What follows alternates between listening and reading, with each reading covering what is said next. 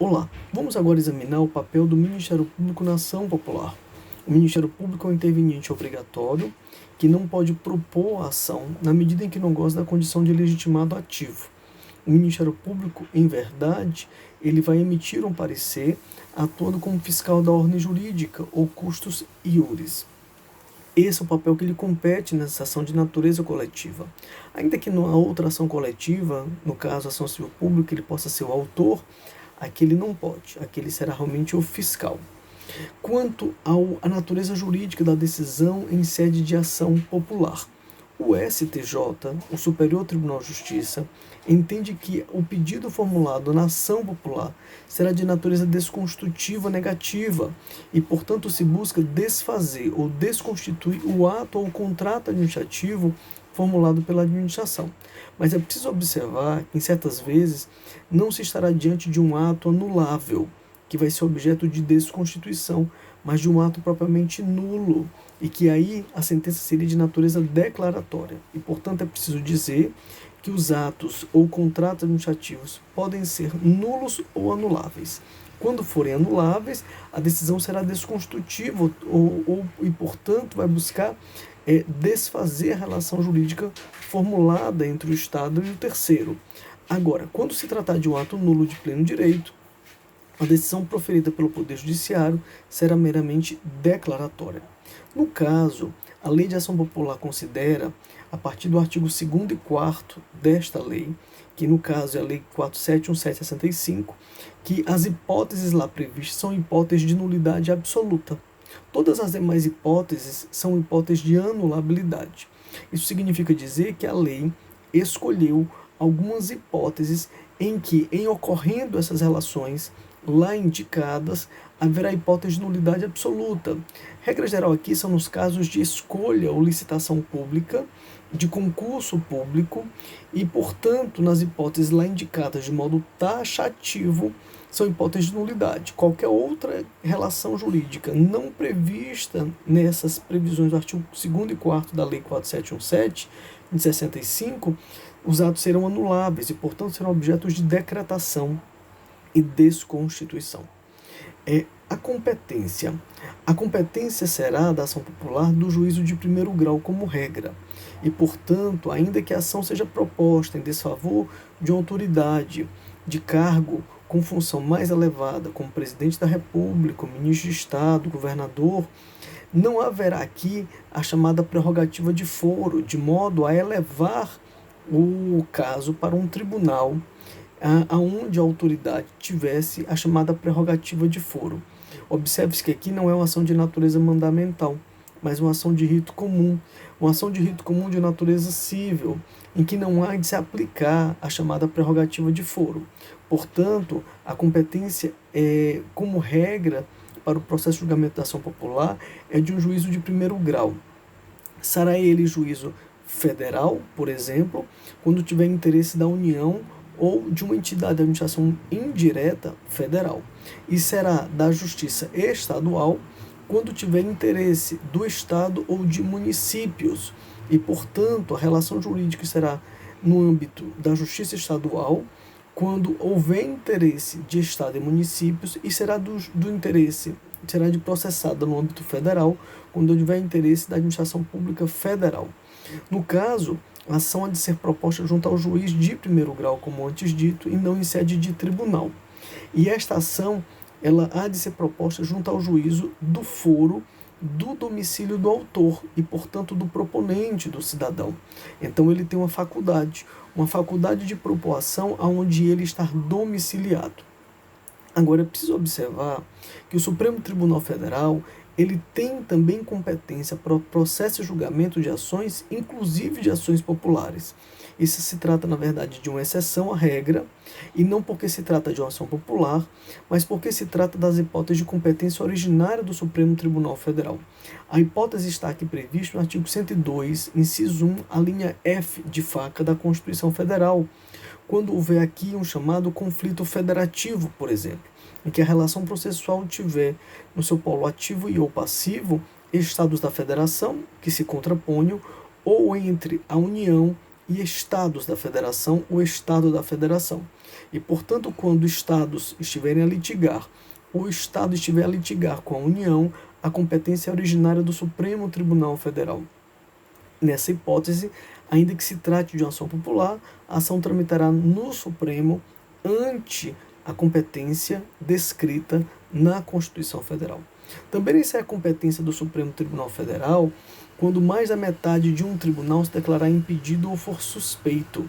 E nessa hipótese de suspeição ou impedimento, a ação ela não pode ser julgada naquele tribunal, ela é julgada pelo próprio Supremo Tribunal Federal. Então, nestas duas hipóteses, que no que inclui ações populares que inicialmente deveriam ser propostas em juízos de primeiro grau, elas podem também tramitar no Supremo Tribunal Federal, mas somente quando se estiver diante de conflito federativo ou hipótese em que mais da metade do tribunal se declara suspeito ou tem-se como impedido. Pedido de liminar em ação popular. É possível o pedido de liminar em ação popular e esta liminar ela se fundará no chamado fumus boniuris e no periculo in mora. O que se tem aqui, portanto, são que os pressupostos ou requisitos para a concessão da medida de natureza liminar se fundam no requisito da fumaça e do perigo da demora. O que se tem é que, como a lei de ação popular é de 65, ao tempo em que ela foi editada, nós tínhamos em vigor o Código de Processo Civil de 39, e no Código de 39, quando se pretendia medidas de natureza liminar, estas consistiam nas ações de natureza cautelar ou nas ações possessórias. E, portanto, quando a Lei de 65 foi editada e veio a prever a possibilidade de liminar em ação popular, tomou-se por base o Código de Processo Civil de 39 em vigor, que previa a possibilidade de liminar, mas ela só era prevista em duas episódicas ações, nas ações de natureza cautelar e nas ações possessórias. E, portanto, os pressupostos para a concessão da liminar em ação popular não é os requisitos de antecipação dos efeitos da tutela, mas seriam requisitos próprios de ação cautelar e de ação possessória. Eu não estou querendo dizer com isso que o pedido formulado em liminar seja eminentemente de natureza cautelar, mas é que os pressupostos próprios para sua concessão são requisitos previstos nessas modalidades de ação extraídos lá, como dito, do Código de 39. A questão da sentença na ação popular. A sentença de procedência da ação popular ela tem como finalidade decretar a invalidade de um ato quando este ato for anulável ou declarar a nulidade de um ato quando esse ato for nulo de pleno direito. E, portanto, o resultado da sentença de procedência na ação popular é a declaração quando há uma nulidade absoluta ou uma decretação ou desconstituição quando se tratar de anulabilidade e, portanto, de nulidade relativa. O pedido principal a ser formulado em toda ação popular é esse, a declaração ou decretação de invalidade do ato. Agora, quando se tiver diante de uma lesividade a bem de caráter material, como por exemplo o patrimônio público, além da desconstituição do ato impugnado, pode-se pedir perdas e danos. E, portanto, só haverá pedido de perdas e danos quando se estiver diante de um ato em que o objeto pretendido seja de natureza material. Isso significa dizer que, quando o bem jurídico protegido for a moralidade administrativa, ou o patrimônio histórico e cultural, ou ainda o meio ambiente, não obrigatoriamente haverá pedido de perdas e danos. Avançando. Quando se tratar de improcedência da ação popular, essa improcedência ela poderá ser com ou sem resolução de mérito. A procedência com resolução de mérito é porque o pedido objeto foi formulado na ação popular, ele não encontrou respaldo no sentido de ser acatado. E, portanto, quando for julgado com resolução de mérito a improcedência da ação, é porque se reconheceu que os argumentos contidos na inicial não prosperavam e não havia direito a ser objeto de proteção. Mas, Quando se tratar de uma improcedência sem resolução de mérito, nós estamos diante de um óbice que não conseguiu ser transposto e, portanto, o mérito da controvérsia e a questão controvertida não conseguiu ser objeto de exame e de melhor aferição pelo Poder Judiciário. Isso corresponde dizer que nas ações em que houver extinção sem resolução de mérito, será possível, a priori, a propositura da ação na medida em que a questão controvertida não chegou a ser examinada pelo Poder Judiciário. Avançando um pouco mais com relação à chamada improcedência. Quando nós falamos da chamada improcedência, nós precisamos verificar se o autor vai ser condenado ou não em custas processuais. A Constituição, ao disciplinar a ação popular, ela diz que haverá condenação do autor em custas em sucumbência da ação popular quando ficar comprovada a sua má-fé. Isso significa que, na improcedência em que observar que a atuação do autor foi temerária, porque houve um desvio de finalidade com a relação à ação, ele será também condenado às custas pela interposição da ação e também os ônus da sucumbência, como honorários advocatícios e pagamento de perícia, porque nessa hipótese a ação não pode ter o seu objeto desvirtuado. E, consequentemente, se a ação ela for utilizada de modo indevido e com nítido despropósito para a qual ela se destina, o juiz deverá condenar o autor em sucumbência no que abrange honorários, perícia e custas processuais. Agora, quando o autor ganhar a ação e, portanto, a ação for julgada procedente, os réus podem ser serão condenados em custas e sucumbência, portanto.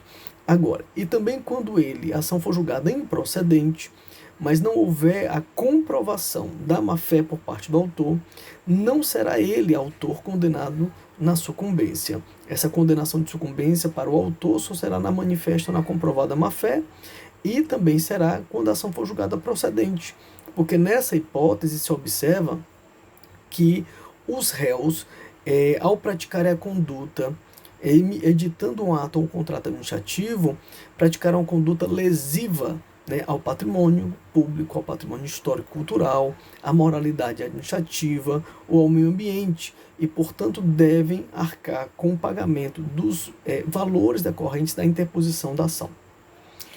Para finalizar, prescrição da ação popular.